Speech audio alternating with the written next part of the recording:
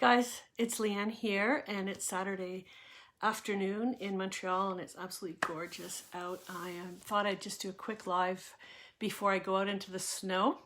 It's probably about over a foot here anyways. It's pretty cool. Anyways, I wanted to talk about the difference between and the importance between critical thinking and awareness. Over the last week or so, I've had this conversation quite a bit, and I thought it might be something that would help you. I hear, again, we're in a very kind of positional, if you will, state of society right now, right? We all know that. I'm not going to call it by name. We're just in different camps, let's say. Maybe there's two, maybe there's multiple. Well, it really came to my attention as I'm watching all of this going on from various perspectives, that one camp is calling the other lacking critical thinking. And this camp is calling the other lacking critical thinking. And then I do a lot in companies around leadership, and it's always about scientific and critical thinking. And so this week I listened to like a podcaster trainer who was trying to take more of a center position, where he was looking at the so-called critical or lack of critical thinking of one side and the so-called critical or lack of critical thinking on the other side. And he was, judging them and saying what their faults were, maybe what some of their strengths were, and really talking about this idea of critical thinking, of evaluating things, and what is the definition of critical thinking. And in that process, he actually demonstrated a lack of critical thinking, which was really interesting. He said something like, well, basically, I won't say what he said because it'll go on in a long story. But basically, he took a fact and then made an assumption and called it a reality or truth. And that's not necessarily critical thinking. Critical thinking is observing everything and looking at where the patterns are. And if you tie that with a scientific method of thinking, it is always testing your theory, always testing your belief, and being open to new information and allowing that to go forward.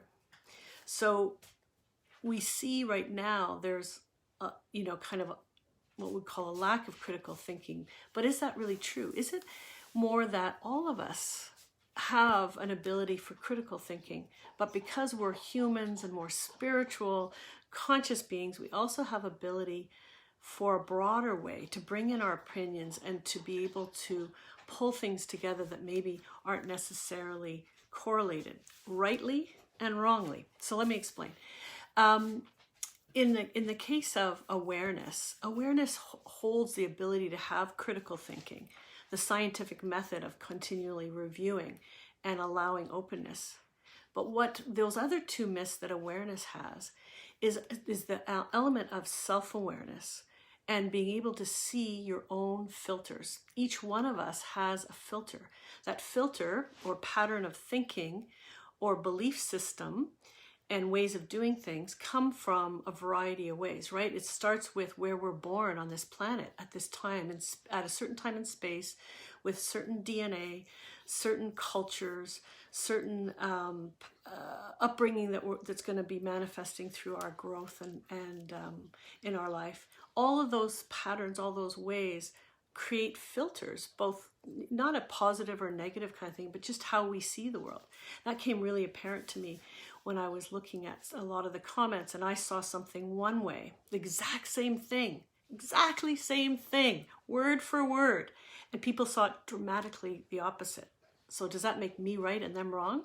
This is what's happening right now. We're constantly vilifying the other and judging the other as wrong, rather than, okay, can I look at this and not say, you don't have critical thinking, I have critical thinking, but say, yes, we want to sponsor critical scientific methodology, but not just use them as terms to criticize and judge the other, because all of us have some level of that.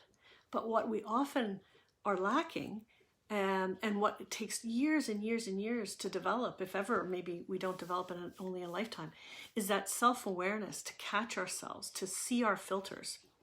And I could say for myself, I often get lost in the this way or that way argument and lose track of the fact that I'm going through a filter and get pulled into it. I had a quick conversation with my friend this morning, and we just started talking about something, and she right away was aware of her filter. She goes, okay, stop, don't talk about it right away. I know I'm getting triggered and I don't want to go there right now. I'm in a really happy place. And that awareness is not that you never go there. It's about, where do you choose to go at this moment? Am I choosing to go and look at something that triggers me, that I don't like? Am I in a solid enough place to even do that, so that I can actually be open enough to hear and see different points of view? So this idea of critical thinking, this group doesn't have it, that group doesn't have it. We have it, you don't have it. We're based on science, you're not. You're based on science, we're based on spirituality. But what I believe is we're moving to that wholeness where we can hold all of it, where we can have critical thinking, we can have intuition, we can have guidance from spirit, and we can act and react to new ideas and things that come into our reality, and hold all of that. And when we hold all of that, we evolve, we become greater, rather than getting stuck into a smaller and smaller and smaller reality. So that's just what I wanted to mention, the difference between critical thinking and awareness. Critical thinking is a subset of awareness. It's an important aspect of it, but it's not the only aspect. It's the self-awareness of understanding your own limiting and supporting beliefs and habits and behaviors, and catching it and evolving from it as you move through your life. So it's not about getting rid of all the things that trigger us, right? And it's not just like, I think about confidence. Often people say to me, I want to have confidence. I want to not have any fear about doing X, Y, and Z. Well, confidence is not that. Confidence, I believe, includes bravery and courage. It means doing something despite your fear. It's the same thing with awareness. It's not that there's a perfection, that I'm aware of everything and I know everything and I have all this wisdom and I know the truth. Awareness is about going through life and being the observer more and more, and being less absorbed. It's not like we can never be absorbed in our reality, but being less and less, and seeing and learning and evolving from every interaction, or not maybe every, but as much as we can, evolving from these interactions that are so-called very difficult that we're experiencing right now, to the really great and wonderful ones. Anyways, that's it for today. I just thought it would be a little bit of things that's been going around in my mind, and may help others as you see people talking about critical thinking and science and blaming each other for not having one of it. We all lack critical thinking at times. We all lack a scientific approach. We all lack self-awareness. And can we be compassionate with ourselves? Can we be compassionate with others? Often, if we're not compassionate with ourselves, it's very hard for us to be compassionate with others. Can we remove judgment and just say, okay, they're seeing things that way. I see things from my perspective. Maybe there's something I can learn from theirs. And even if it's not what I want to be able to encompass into my awareness at this point, can I just allow them to hold that way, their filters, their beliefs, their way of thinking? Can I just allow that without me being fearful that it's going to affect me in some way? So I hope you have a great Saturday afternoon. I'm going to go out into the snow, maybe even to the woods, and I hope you get some fresh air and exercise and tap into greater awareness. Definitely, yeah. Lynn's saying self-awareness is challenging and fulfilling learning curve. That's so true, and it's never ending. I've been really focused a lot on self-awareness over the last over 10 years. And I get pulled in all the time and see, I wasn't aware at all in that instance. And so again, it's about being compassionate with ourselves and just realize maybe I was able to pull myself out just a little bit quicker than the last time.